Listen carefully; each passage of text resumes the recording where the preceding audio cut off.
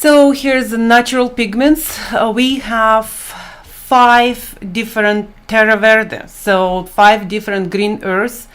One is from Verona, another one from Nicosia, and we have Antica green, which is very olive green, and 2 beautiful greens from Tavush area of Armenia. So we will cover all of them today, and I'm sorry I forgot to say, my name is Tatiana Zaitseva here at Natural Pigments. I'm assisted today, like as always, with George O'Hanlon. So here we start with Verona Green Earth. It's you saw first couple seconds. I will show on each of them. So the behavior, and you saw then how buttery and quite fluffy that color is. And why did we do this? Because we actually wanted to show you so how even among 5 different earth colors, it will be, they behave all different, and you will see the difference, definitely will see the difference when we show you synthetic colors.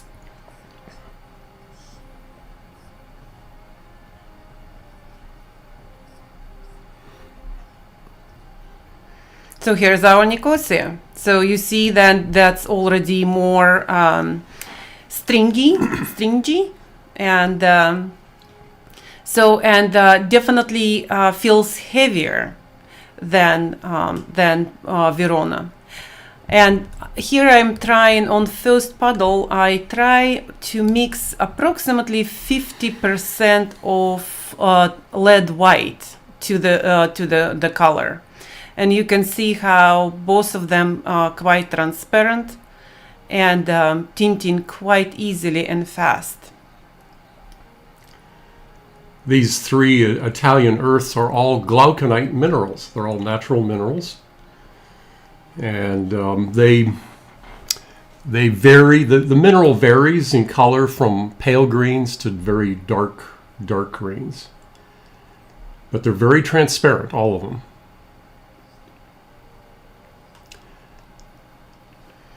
So if we're talking about hues or the colors, so then Verona green much warmer than Nicosia. Although here on video you can't see as much. It's why we will show another shot from side, so then it will be much more visible on that case. So I would say that Nicosia green is a little bit stronger in tinting than Verona. And then we have Antica. This is absolutely short and buttery paint, and it's due to the clay content. And so you will see right now how absolutely transparent color that is. And so the moment I will add white, it will lose its strength.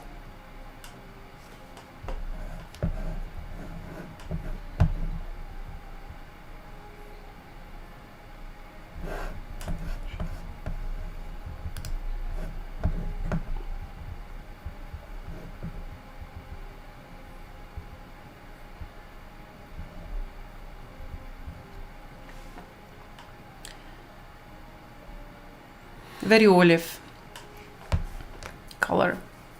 So these 2 Italian green earths, the Nicosia is of course from Cyprus, but the 2 Italian green earths come from famous sources of Veronese green. And now we're in our Armenian green earths. So Tavush is a very northeast part of Armenia, and we are so proud to have these colors. Actually, in natural pigments, we have 10 Armenian colors. So then we have a couple greens, couple yellows, couple reds. So please check it if very interesting, pure colors, just absolutely clean, all of them. And although tavush, both tavush greens are transparent, so among the reds, we have probably the most powerful colors there. The tavush green earths differ from the Italian and the Cyprus green earth because these are glauconite minerals, whereas the Italian and the Cyprus or the Nicosia green earth is a celadonite. Two different types of green earth minerals, but very similar in their consistency. They both have the color index pigment green 23, so they don't have a different color index number. In fact, all of them have pigment 23. 23. Yeah. The color index PG 23. PG 23. This is very transparent. And so it's very similar to the other tavush, but it's quite a bit more transparent, as will be evident here as soon as Tanya adds the white.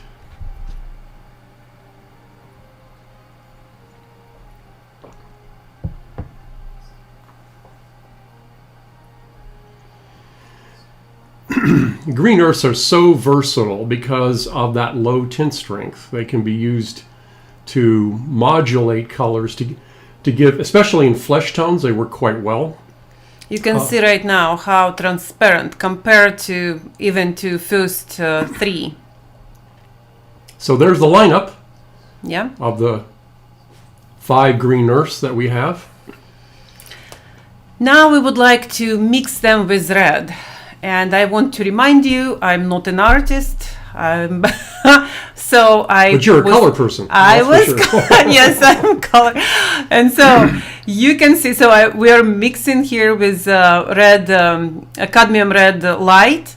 And I put so small amount right on. I didn't even put the color. I just tapped the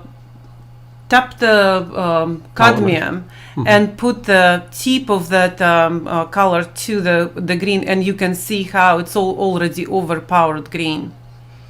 So I wanted to have some kind of neutral. So then this is what was mixed, and so I'm trying to put back to neutral color.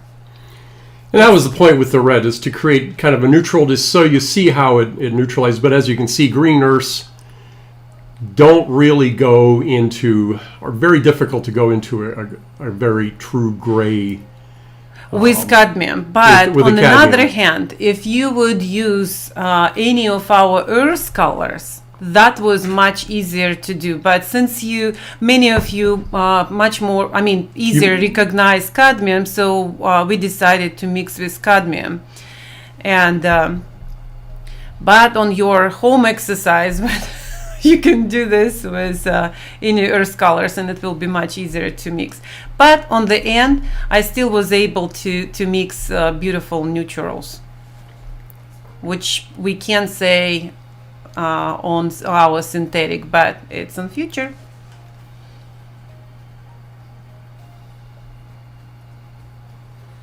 It goes into a really chocolatey red there, or excuse me, brown.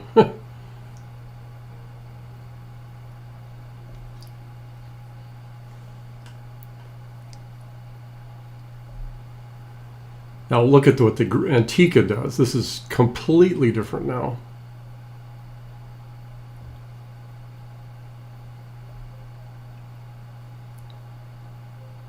That's a very small amount of cadmium red.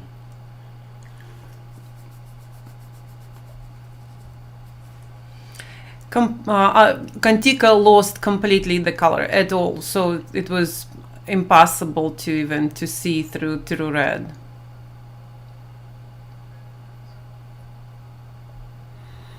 So again, reminding everybody, these green earths are natural green earths. That's the origin, from minerals. The right 2 are from glauconite, and the left 3 are celadonite. And this just becomes red. That's really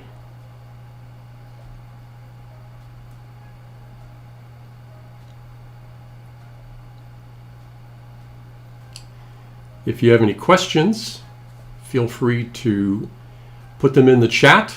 We can answer them as we go through this presentation. It's really exciting to see these colors all together. Yeah, one space here. Oh, look, that magically appeared more color there. Yeah, here we Here used need a lot, even more and more. We add more Antica.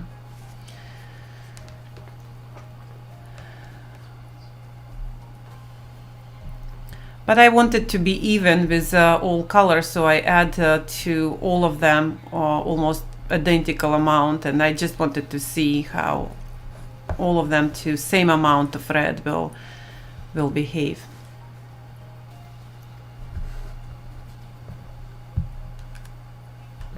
And when we will talk about synthetic colors, and you will see then the same amount, I will add absolutely the same amount to red, to greens, and that will not make even slight difference.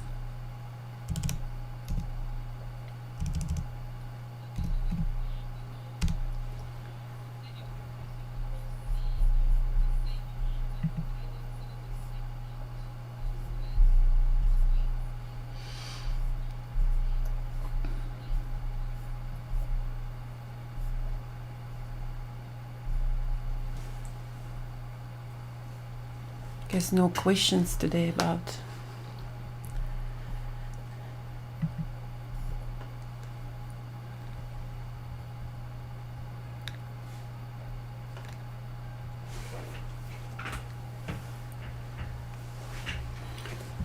And there's that very transparent Tavouche. It's so much more transparent than the other one.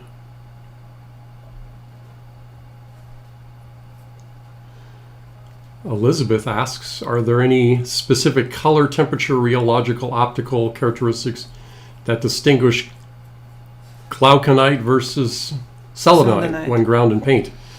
Not really. No. We can't say selenite does one thing and glauconite does another thing. It's so dependent on auxiliary types of minerals. Here's exciting one, malachite. We finally ground our malachite. Don't ask us when we will sell that, but for now we want to show you that color. And I will show you on left side, it will be with white. And again, I will add 50% of white to that puddle to see how that will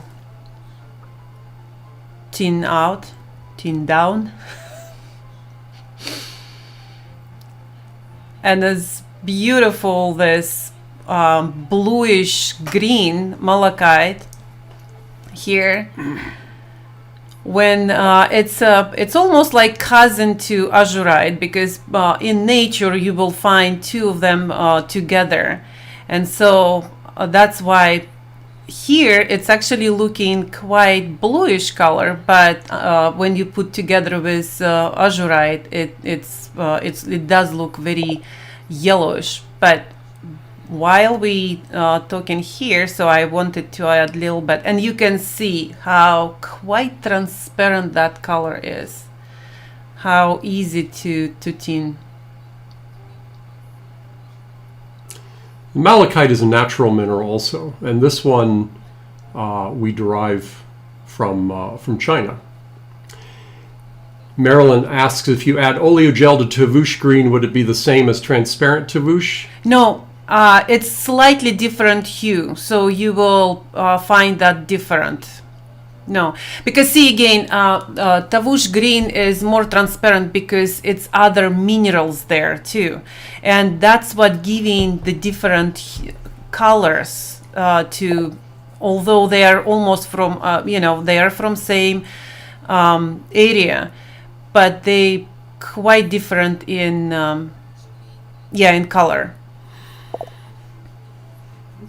Sonia asks, do you have a list of minerals, pigments that can be found natural in the U.S.? we don't actually have. That's actually interesting idea, but We actually don't have many minerals that are derived from the Yes. U.S. yes, we have we work with 14 different countries, but it's somehow we don't have a lot from United States. And you see how beautiful and very easy, neutral I made from malachite And cadmium red light. and cadmium red light. Yes. And of course, when we talk about our terre verde, it's and malachite is different. Malachite is mineral, where it's a copper carbonate Yes. mineral. so the behavior will be completely different. It's basically ground stone, and so it's quite heavy working with. Of course, here I already overpowered with red, but I believe I will bring back to neutral.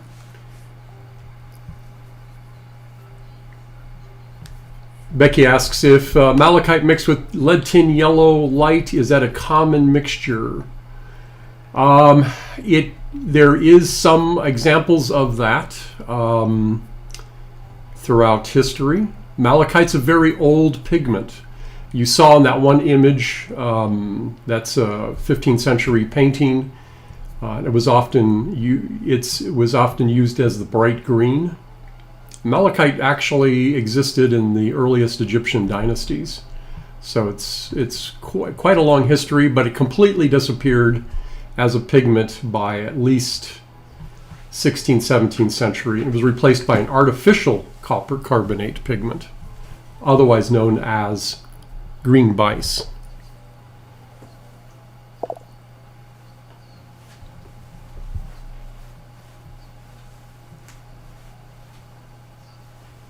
This is also a very large particle pigment. It's quite coarse. You can't grind this too small. Otherwise, it will lose color completely. It will be almost whitish green. Here we go. Here's our 4 modern, I would say, although at this point we can call some of them historical colors. It's chrome green, it's cinnabar green, chromium oxide green, and viridian. So look this behavior compared to what we were talking with green earth. It's very toughy and stringy and very heavy. That's because this is a hue. This is not a single pigment color. Of course, there was never any cinnabar that was green, but this was a name that originated in the first half of the 19th century in the catalogs of different colormen, such as Winsor Newton. In fact, I think it appeared first as a name designating chrome yellow and Prussian blue, which is exactly the 2 pigments we use in this particular color.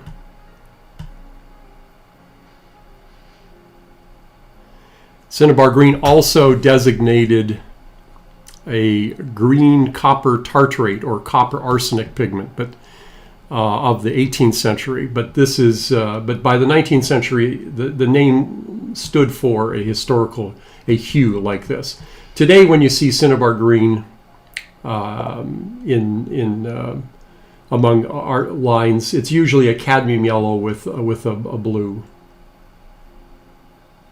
There's that chrome green, very stringy. And like everything in our company, we are trying to stick with original formula. That's why George created this, like he said already, original chromium, chrome ochre, chrome yellow. Chrome yellows, thank you, and Prussian blue. That's So why again, they these are do- the same two pigments, but chrome different- yellow, Prussian blue, but different proportions, and see how different it is. And it's what's interesting is you're going to see a huge difference how these behave compared to the single pigment colors on the right. And that's an important note for artists because you often are using pigment mixtures to make your own blends, and they have their own particular kinds of issues. A couple people have asked about malachite. You want me to go ahead and answer those? One You wanna second, wait? one Sure, second, go ahead. so then we will not go that far from. So you probably notice then on cinnabar green, I mix white just to see how it will, the tint. So I mix the three times white just to make it a little bit, different in hue. So and remember in our natural colors, it was just I had once, and you could see how that was transparent. Here's very powerful colors. I would think that much more difficult to work with. And another thing I would say then, just because of the Prussian blue, and of course obviously in the chrome green we use a little bit more Prussian blue, so that it dries quite fast.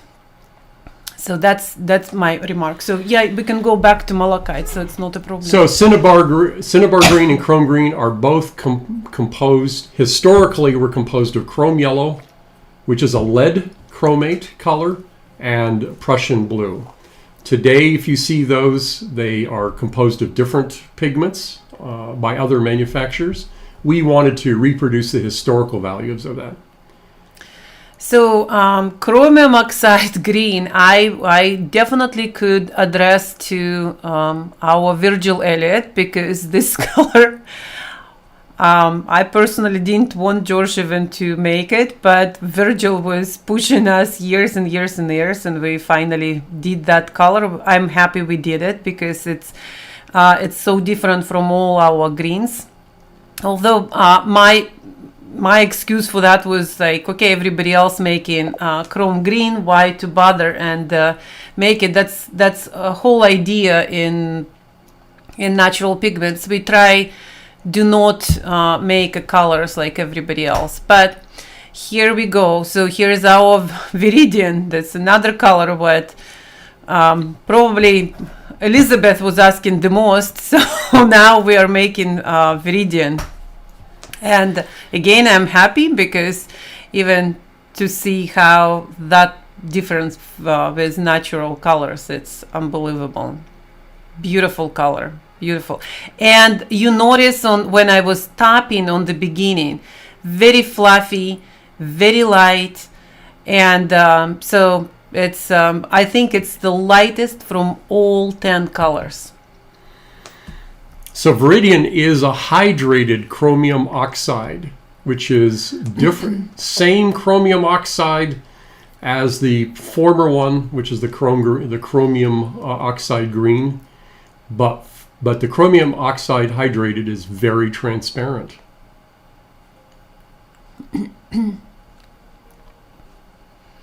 Now we're going to take our same colors, mix them with the red, so you can see how they behave, trying to make neutrals out of that.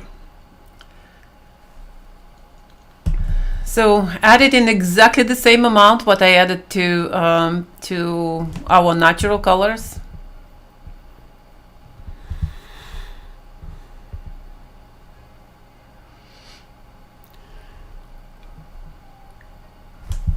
Basically didn't do a thing. I mean, a little bit, but not how in natural colors we already, by that time we already completely lost the green.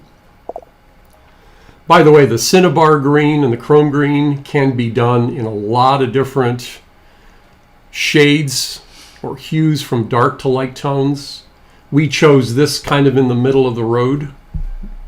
And some people, some companies actually had a light cinnabar green, a dark cinnabar green, a medium cinnabar green, and same with the chrome green.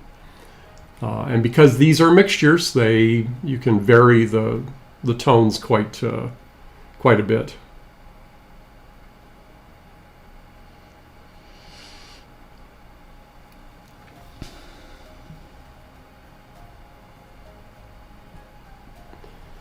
Victoria says, would love for you to make a raw umber green shade. Your cinnabar green is a dream come true for me. Thanks. Thanks, Victoria. We do have a greenish umber. It's the Italian green umber.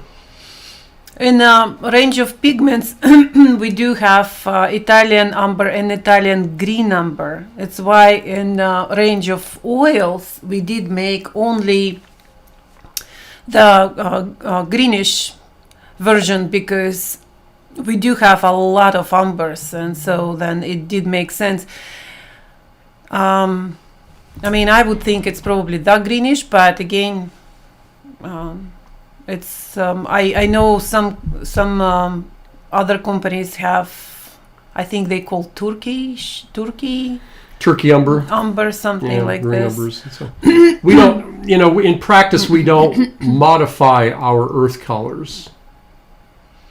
And in fact, none of our colors are hues except for 5 historical hues that we set out to make.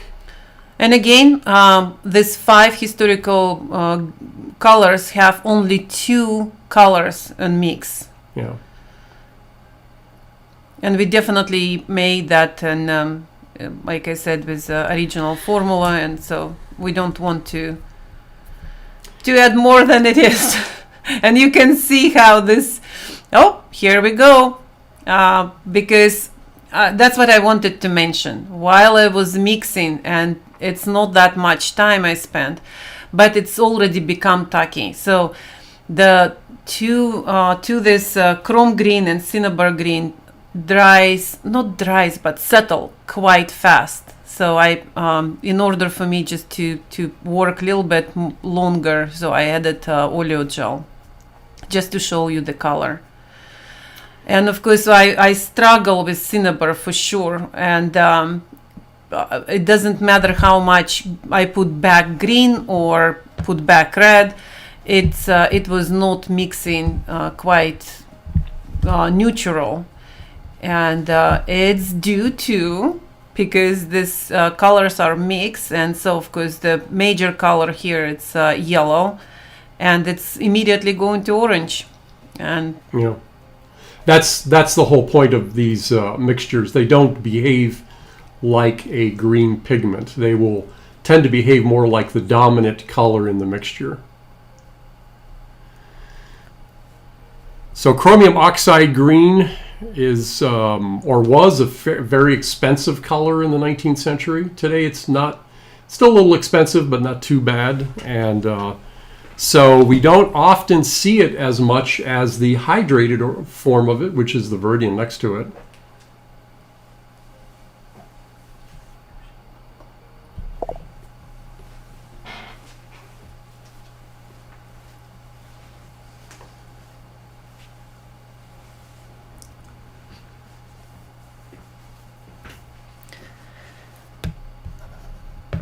Chromium oxide green is very powerful too, so it's just unbelievable, but much easier to work with, that's for sure. It was generally believed that this pigment wasn't introduced until 1862, but it was found in a painting by J.M.W. Turner of 1812, and was also publicized in a manual in 1850. So, but I believe it's because it's high cost that it wasn't widespread. The viridian goes back. This particular type of viridian, which is known as Guineg's green, was patented in 1859. But again, they find examples of this pigment in earlier paintings. And was heavily used. Viridian was heavily used by Van Gogh and many of the French Impressionists, which makes a lot of sense. It's a perfect color for the cool palettes of that time.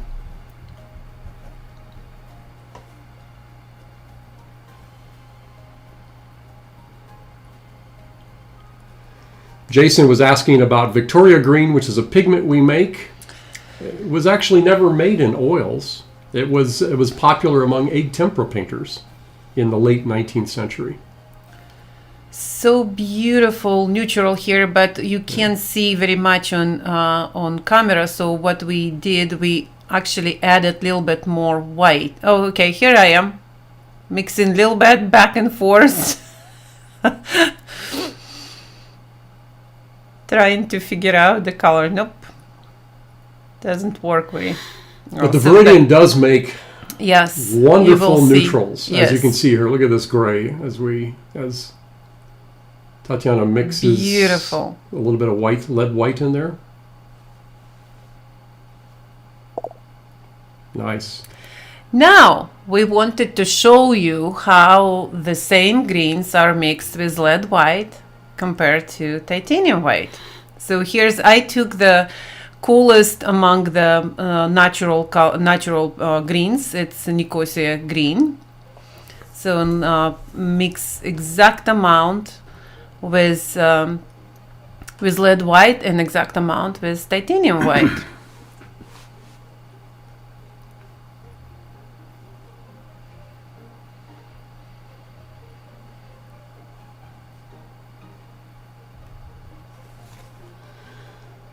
And you're going to see a huge difference in transparency between the two whites. And if we mixed them in different proportions so we get the same tone, you would see a different color too. So titanium is much bluer, colder white, and the lead white is much warmer. That's even visible in this film here, so you can see the pure pigment. And this is our pure titanium white, isn't it? On the bottom, yes. Yeah. Yes. So no fillers in that titanium white, so it's very strong.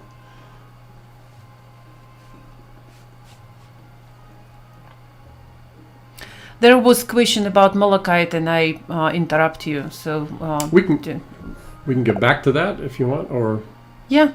I mean, while I'm mixing, we can talk about malachite. So several people asked about is malachite poisonous? It is considered to be a chronic hazard because it is a copper carbonate mineral. But please don't eat, so then you will be safe. So you see the difference? Look that. So suddenly how that, I mean, it is cool, of course, Nicosia green, but it's absolutely, look at that.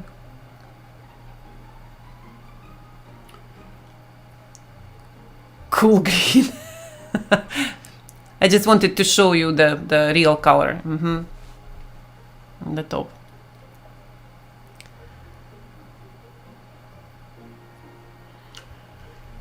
Also, Catherine asks if malachite alters color. There is yes, it can to some degree. We're actually going to start testing it. It may alter color in combination with some pigments, and we need to test that. It's most of that information comes from old manuals. We're not certain how true a lot of that is. It's somewhat stable. It's a lot more stable in oil than its cousin azurite, which is blue, which tends to become a little bit greenish over time. Of course, malachite in water-based paints like egg tempera is absolutely stable. See, it didn't even make a dent on chromium oxide green. The same amount of lead white.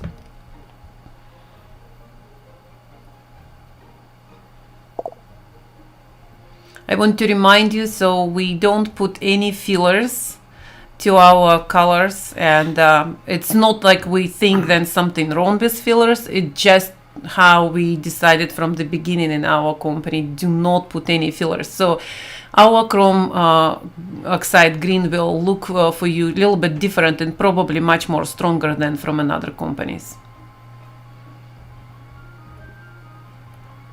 I noticed a little bit stringy too, which is kind of interesting.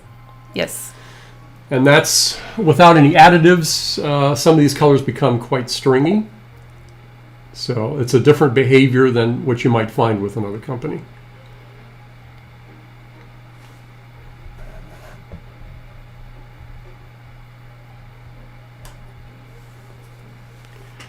Christina asks, how light fast are these greens overall? All of them are very light fast. The cinnabar green and green and chrome green may have some issues, which we're going to be testing, because the chrome yellows used to have issues, but in the 20th century they resolved this by coating the pigment in a silicate so that it's less reactive and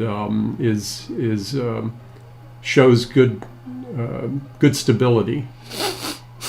But in combination, so what we are starting to do is test combinations of colors, because they do react with each other. And but in our samples that we've had for years, they show very good stability.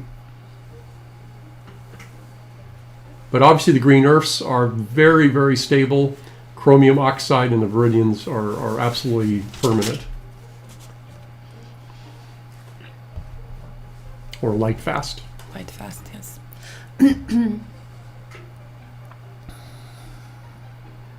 They're listed as a light fast category 1 in the current ASTM standard for oil paint, which is being revised. We will keep you updated.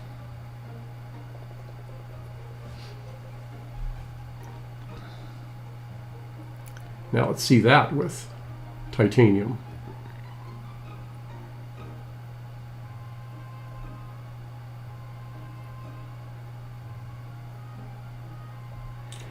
By the way, the malachite's not yet available as a oil color. The pigment is available, and we're planning on introducing malachite when?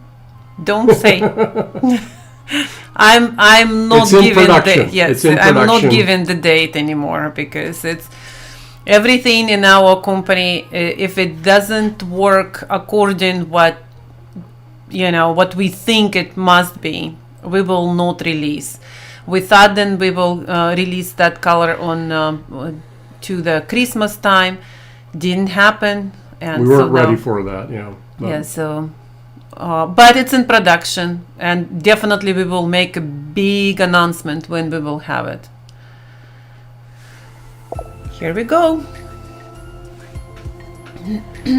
Yes, and viridian is very transparent. So much more. Again, it's a chromium oxide hydrate, much more transparent than a chromium oxide green. So while you asking questions, answering questions. So let's put that camera, and so I will show you exactly what we were talking. So one by one. First, what we were talking. This is the swatches I made afterwards. And guess what? They already all dried. And that was a lot. And it was we were doing this in Saturday.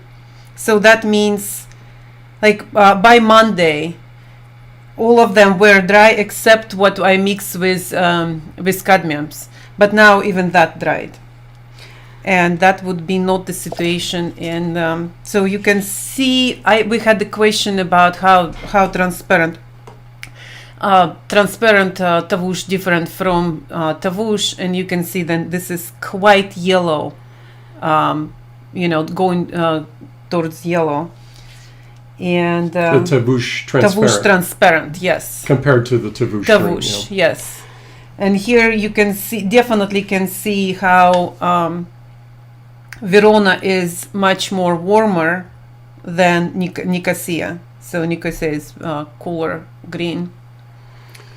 So I was asked where to buy in East Europe. You can buy any of these colors from our German website, our facility in Germany, which is naturalpigments.eu. And Victoria asks, which red did you use to neutralize? It's Cadmium Red Light. Yeah. And so we just chose that color, but it may not be the best color for neutralizing all of those. But we wanted to show you one and how they all varied. So what are we looking at here? So here we go looking for the second what we were mixing, the last one, I'm sorry, was what we were mixing with titanium and lead. So here's Nicosia, and here's with lead, completely dried, and with titanium, a little bit sticky, but you can see how shift the color. And so here's our chromium oxide green, completely dried. Actually, it does dry quite fast. And of course, viridian, little bit sticky, but not bad. Actually, not bad. And so you see how powerful it is. And like I said, then you probably will find our chromium oxide a little bit more powerful than from other companies. So just be aware of that. And only because we don't put extender pigments yeah. in any of our colors. Yes. And same with viridian. So you see how bluish it's like. I don't know if it's visible on camera, but here I can say then it's absolutely like blue color if you cover completely the green. So Becky asks, is malachite easy to mull? So if you want to make your own, yes, it's very, very easy. It's very easy. Very easy to it's make. Absolutely, yes. And so here's our malachite. And here I did opposite. Here I did on the middle this malachite. And here I went with, with more lead white. And it's completely dried. And here's with neutralized with cadmium red light. Amy asks, do you have a company outlet in the UK after Brexit? There is an import tax to pay now from German website. That's correct, and yes, you can get it from a distributor. It's a mail order or online distributor. The name is Supreme Paint Company, and they're in Devon, in the UK. Lourdes says that she uses the transparent Tavush green. It's beautiful, but the particles are large. Yes, all the green earths tend to have larger particles. Not as large as malachite, but they are malachite, larger. I can tell you this, even here, I don't know if we will see some, you see here, it's almost like sand. Yeah, so for some of you will be absolutely some of you probably will discuss and say like, no way, this is my color. But for some of you it probably would be the best ever you could have, because you can build up.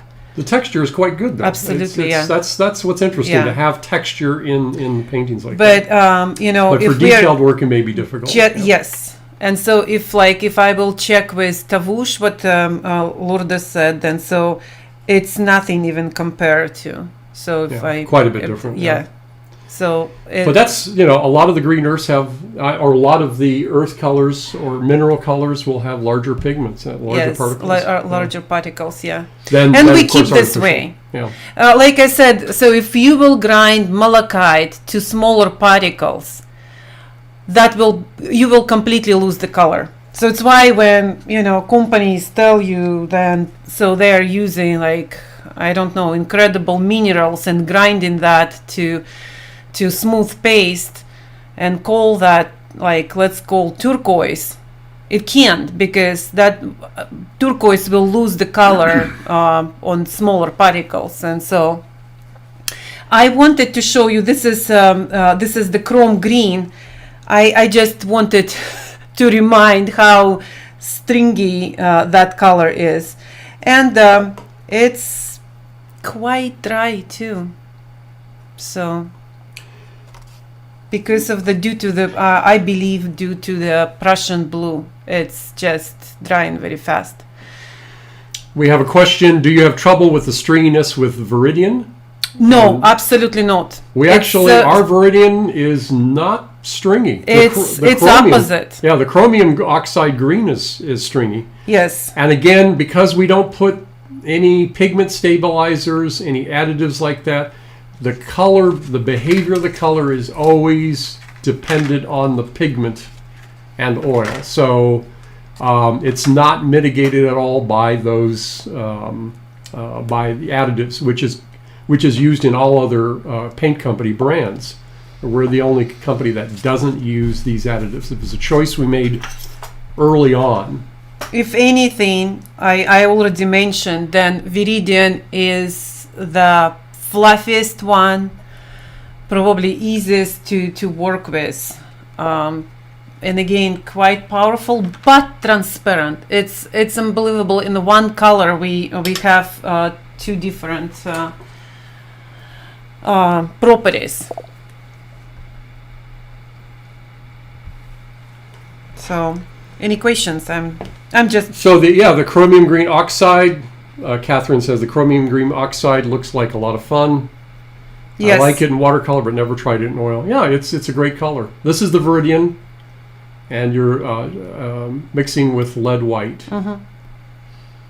and So it's a rather buttery color, Buttery. short pigment.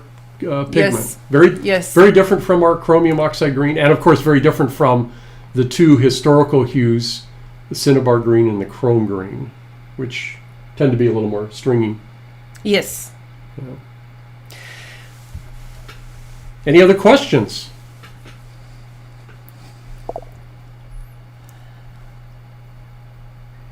Okay. So you can put on me, and then I will say bye to everybody. So, as always, we thank you for being with us today, and see you next time. Don't forget, next week George has studio tips, rational approach to color palette. Very interesting, where he will show you how 17th century changed everything on artist palettes, and so very knowledgeable guy will talk to us about how to change way how we put our palettes. Great, thank you very much. See you next time. Thank you. Bye now.